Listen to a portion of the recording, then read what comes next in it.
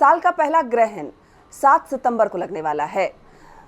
चंद्र ग्रहण होगा, पहला ग्रहण। ग्रहण का नाम सुनते ही लोगों के मन में एक डर उत्पन्न हो जाता है। ग्रहण के दौरान क्या करें क्या ना करें। ग्रहण के दौरान खासकर गर्भवती महिलाओं के मन में डर होता है कि वो कुछ खाएं पिए या फिर ना, पूजा पाठ करें या ना, क्योंकि ग्रहण से पहले ही सूतक लग जाता है और सूतक काल में भी पूजा पाठ करना उचित नहीं माना जाता। हमारे साथ ज्योतिषाचार्य डॉक्टर राजनाथ झा मौजूद हैं। अब पंडित जी, साल का पहला ग्रहण है और ग्रहण का नाम सुनते ही मन में एक डर उत्पन्न हो जाता है। समय क्या है ग्रहण का? कल देखिए, कल चंद्र ग्रहण है, खग्रास चंद्र ग्रहण है। इसका समय है 9:58 रात्रि से 1:26 तक रहेगा। 1:26 पे ग्रहण का मोक्ष होगा। और ये चंद्र ग्रहण है, खग्रास चंद्र ग्रहण है, जो शतभिषा नक्षत्र और कुंभ राशि में लग रहा है। और ग्रहण से कोई ये जो भय की बात है, भय की बात नहीं है, क्योंकि ग्रहण हमारे लिए बहुत ही आध्यात्मिक दृष्टिकोण से देखें तो ग्रहण का बहुत विशिष्ट महत्व है। कहा जाता है कि ग्रहण काल में होम, जप, पूजा, तप, नियम करना बहुत ही फलदायी होता है। और हजारों गुना अगर आप ग्रहण काल में एक माला जप करते हैं तो वो हजारों गुना फलदायी होता है। तो ग्रहण के अवधि में लोग जो आध्यात्मिक चिंतन करते हैं उनके लिए खास करके ग्रहण बहुत ही महत्व रखता है। भगवान को स्पर्श ना करें, लेकिन जब तब आप करते रहें, अधिक फल मिलता है। हाँ, बिल्कुल बिल्कुल। ग्रहण काल में, लेकिन ग्रहण काल में है कि भगवान का स्पर्श वर्जित हो जाता है। जैसे चंद्र ग्रहण में 9 घंटा पहले सूतक लग जाता है। तो कितने बजे सूतक लग रहा है इस बार? कल 12:58 के बाद सूतक लग जाएगा। उस अवधि में कोई भी देव विग्रह का स्पर्श न करें। भगवान के जो कपाट होते हैं वो बंद हो जाते हैं। परंतु अगर भगवान नाम का ग्रहण के अवधि में संकीर्तन करते हैं, भगवान का चर्चा, भगवान का नाम का संकीर्तन करते हैं तो वो बहुत ही फलदायी होता है।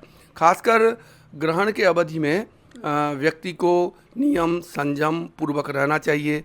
उस समय में कोई खाना पीना नहीं चाहिए, क्योंकि इसका 2 कारण है। एक तो अगर आप ग्रहण के अवधि में, प्राचीन काल में हमारे सनातन धर्म परंपरा में ग्रहण के अवधि में लोग आध्यात्मिक चेतना को बढ़ाते थे, तो अगर कुछ खाए पिए तो हमारी आसन ज़्यादा देर नहीं लग पाएगी और उसके कारण हम साधना से भ्रष्ट हो जाएंगे। कहते भी है पंडित जी कि जब भगवान कष्ट में हो तो हमें भी उस समय भोग विलाप नहीं करना चाहिए, खान पीन नहीं करनी चाहिए।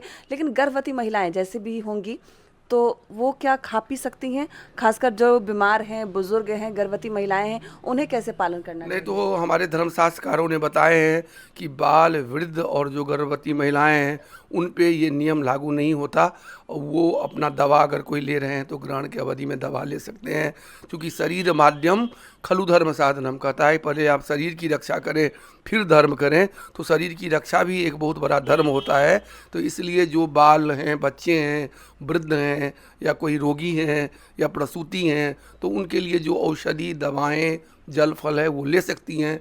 और दूसरी बात, वैज्ञानिक कारण भी है कि उस अवधि में जो हमारे कॉस्मिक रे होता है, जो ब्रह्मांड से निस्सरित होकर हमारे धरती पे आता है, उसमें दूषितता होती है, जिसके कारण अन्न में, जल में, फल इत्यादि में दोष होता है। और वो अगर ग्रहण के अवधि में आप ग्रहण करते हैं तो उससे आपके शरीर में कुछ न कुछ कुप्रभाव, रोग, शोक देने वाला होता है। इसलिए भी ग्रहण के अवधि में लोग खाना पीना वर्जित रखते हैं। ये तो आम लोगों की बात हुई, लेकिन इस साल का ये पहला ग्रहण है और ये साल महत्वपूर्ण है क्योंकि चुनावी साल है। और कहते हैं कि ग्रहण का प्रभाव आम लोगों पे तो पड़ता ही, राजनीतिक रूप से भी इसका प्रभाव बनता है। तो क्या इस चंद्र ग्रहण का राजनीतिक रूप से भी प्रभाव पड़ने वाला है इस बार? दरअसल ऐसा है कि हाँ, बिल्कुल प्रभाव पड़ने वाला है, क्योंकि शतभिषा नक्षत्र कुंभ राशि में ये ग्रहण लग रहा है और चंद्रमा का ग्रहण है। और चंद्रमा जब शनि के क्षेत्र में जाते हैं तो विषयोग बन जाता है। चंद्रमा शनि और शनि का युति जो होता है वो बहुत अच्छा नहीं माना जाता है ज्योतिष शास्त्र के दृष्टिकोण से। तो राजनीतिक उथल पुथल, आशातीत लाभ मिलने में लोगों को दिक्कत होगी। कई तरह के, क्योंकि शनि जो हैं वो उत्पात के ग्रह हैं, कई तरह के उत्पात, षड्यंत्र, कई तरह की व्यवस्था, कुव्यवस्था देखने को मिलेगी। और राजनीतिक एक अलग सा माहौल आपको, क्योंकि शनि के कारण एक अलग कुछ बदलाव नजर आ रहे हैं। हाँ, शनि के कारण एक अलग सा माहौल बनेगा, अलग सा एक माहौल बनेगा और राजनीतिक उथल पुथल होने की पूर्णतः संभावना है।